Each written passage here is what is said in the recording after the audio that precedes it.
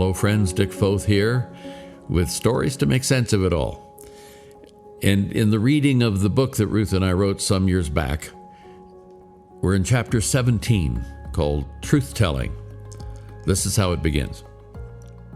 To the Jews who had believed him, Jesus said, "If you hold to my teaching, you're really my disciples. Then you will know the truth, and the truth will set you free." That's from the Gospel of John. As the old contractor surveyed the interior wall, one of our maintenance fellows asked, "Is there anything we can do to help?" A load-bearing wall in the dining commons of the college, where I was for a number of years, had been rebuilt during a renovation. We were trying to save money by using our regular maintenance crew. The guys were tremendous, hardworking generalists, but not professional drywall installers. The 20-foot-high interior wall surface looked rather, shall we say, wavy. The seams were obvious. It was time for help from the outside pros.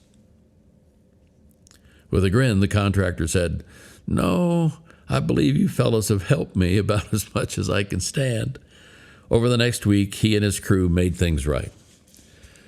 In construction, builders use a plumb line and a measuring tape to help get things right. But getting it right means executing things based on correct information. The plumb line provides vertical accuracy, and the measuring tape tells us precise length.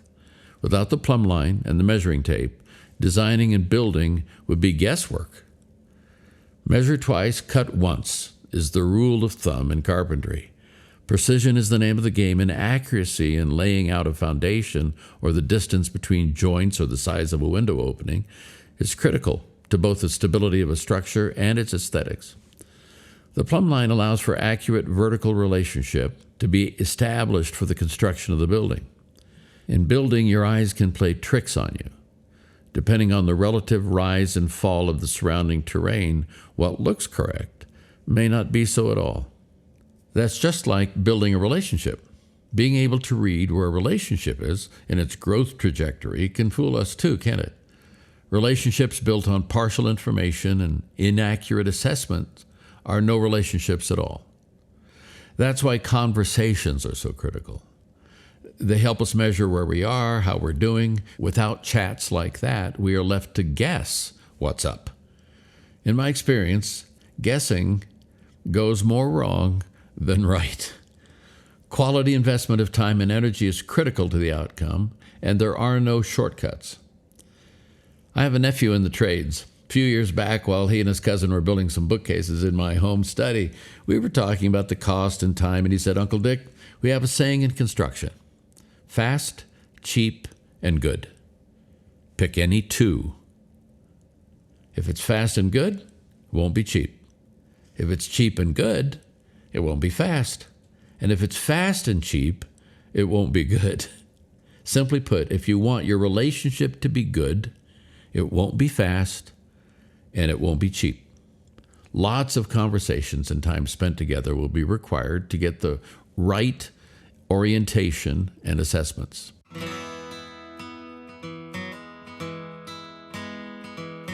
Bill Bryson, an expatriate American living in the Midlands of England, wrote a wonderful book titled At Home. It's a pretty thick tome. This is Foth just parenthetically talking here. But it's a fascinating thing about building and homes and structures. It's a history of housing. It covers everything from huts to Prince Albert Hall in England.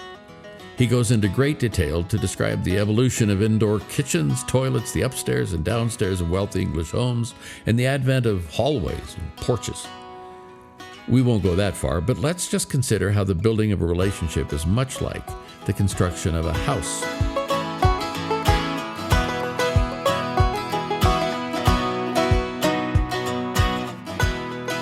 The way the house is oriented is critical.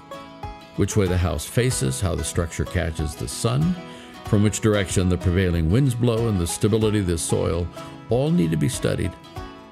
A house can take 1,000 different shapes, can't it? The desires of the owners and the capacities of the builders all come into play in the process of drafting architectural plans. Once the style and orientation on the property are decided and construction starts, nothing is more critical than the exactness with which the foundation is laid out. If a measurement goes wrong there, the whole structure is affected. Getting the foundation right makes all the difference. Truth is the foundation for any friendship. When you know the truth of my history, it helps to frame our unique friendship. All along the way, as commitment grows, healthy adjustments are dependent on our telling each other what is accurate to the best of our understanding. If time and tenacity are the tracks on which covenant runs, truth is the locomotive. Covenants allow truth to be told. If I believe you will not run away, that you will not bail on me, I can afford to tell you the truth. If I think the truth will cause you to run, I cannot afford that. I'll hold back. But truth is more than simple facts. Truth defines what is real. Relationships are not courtroom trials, and shouting is not the order of the day. But truth simply shared is the basis for all friendships.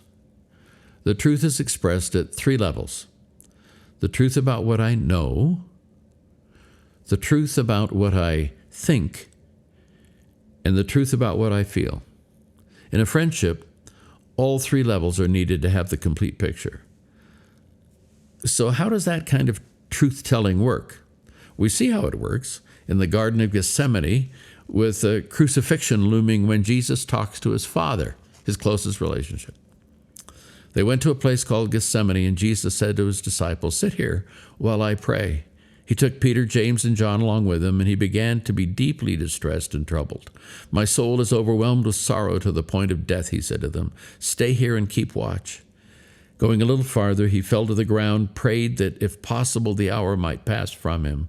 "Abba, Father," he said, "everything is possible for you. Take this cup from me, yet not what I will, but what you will." Jesus began his brief prayer to his Father with great affection by calling him Papa, Abba, Hebrew word. Then he said what he knew. Everything is possible for you. Next he said what he had been feeling. Take this cup from me. Then he went on to state what he thought, yet not what I will, but what you will. Conversations that tell the truth about what I know, think, and feel are covenant conversations. I don't naturally talk that way, I have to admit, but I continue to learn how to. It's the plumb line ruler effect at work. That type of conversation gives us an accurate understanding of where we are, and often where we need to be. I've had hundreds of chats with Ruth over our 50-some years together, when I've heard her say something like this: "Dick, I know you think you have to take responsibility for all those matters, but I think you are spreading yourself way too thin. When I keep bringing the subject up, it feels like you just block me out. It makes me feel that you don't value what I say to you." When you add the natural difference in how men and women talk to each other, things can get dicey. I'll pause there just for you to cogitate on that for a few moments and replay a few conversations you guys have had. Going on, we've observed over the years that men are often quick to say what they think, and women are much better at saying what they feel. But when time is taken to explore what both parties know, feel, and think, we make progress. Speaking this way telegraphs a desire to understand the other person and not to rely on assumptions. Relying on assumptions is futile. And we deceive ourselves when we assume. We don't value the other person when we assume. And in the end, assumption simply settles for less. We owe ourselves more than that. Many years after I left the presidency of Bethany College, I received a letter from a former colleague. It was a cordial but straightforward letter. In short, he recounted a shift in administrative staffing that I had made during our mutual tenures at the school that resulted in a de facto demotion for him. I scrambled a bit, actually, to remember the circumstances, but I finally did, and the substance of his note said, "I know you didn't make the change out of malice. I think you were under great pressure and made a decision you thought was right at the moment, but what I felt was a great devaluing of me. I've held that feeling over these years, and I want to let it go. I responded in gratitude. What courage and grace it took for him to write that note. I already respected him, but he rose in my estimation as I read that letter. He embodied kingdom thinking when he stayed the course and he spoke the truth. To this day, we are friends. David Benner caught the broad sweep of truth-telling in Covenant when he said, "In caring for me, my friends support my emotional, spiritual, intellectual, and physical development. They do not want me to stay as I am. Rather, they seek my growth. They want me to become all I can be. By daring to be honest with us, friends offer us invaluable opportunities for growth. They can help us penetrate our self-deceptions and cherished illusions." Tenacity and truth-telling are the great catalysts for success in friendship. Tenacity says, "I'll never say quit." Truth-telling says, "I'll not settle for less." When those things meet, covenant blooms. And when covenant blooms, everyone wins.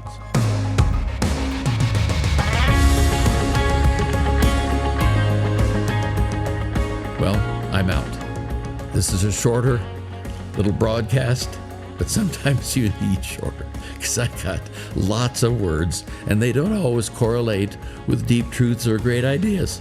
So God bless. Thanks for being with us. We'll catch you later. Bye-bye.